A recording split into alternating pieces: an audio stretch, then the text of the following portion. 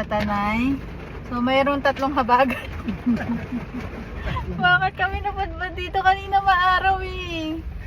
Kasi natin na nyo guys. Ayan yung fog oh.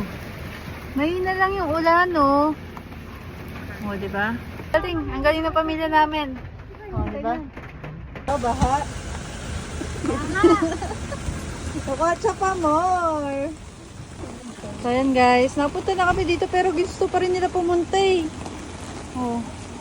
Yummy! Happy birthday! Walang pansin dito. Oh. Taragis dapat pala rito nakapaa.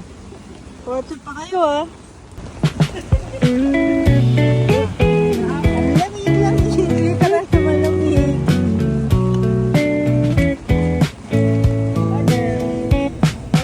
いつも通らない商店街の隅古い喫茶店のドア So ito yung mga pwedeng orderin. Salad, pasta, pork belly, baby back ribs.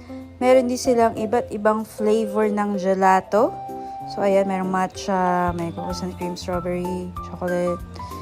Meron din silang tumblers na pag bumili ka may free drink. Meron din silang mga pampasalubong. Ganda talaga ng ambience dito at hindi lang yun dahil yung food nila talaga legit na masarap. Medyo pricey nga lang. Pero tingnan nyo naman, kahit buwabag yun na, dahil pa rin dumadayo. And then.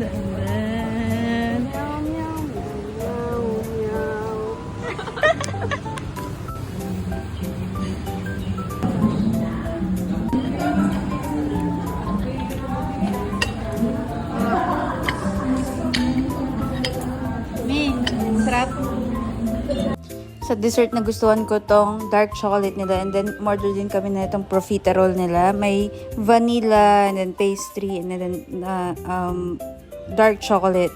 Masarap din pala yung matcha nila dito. Na-try ko before pero hindi ko lang na-order ngayon kasi nakapagkape na ako today.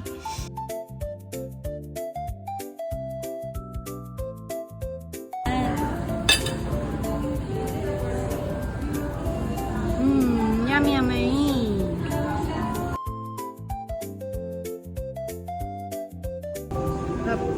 Wala namang hindi nasarap. Sabi? Kaming gamot mo? Okay lang. Hindi lang may gamot mo. Bawal yung sa'yo ah. Ha? Okay nga lang, may gamot naman.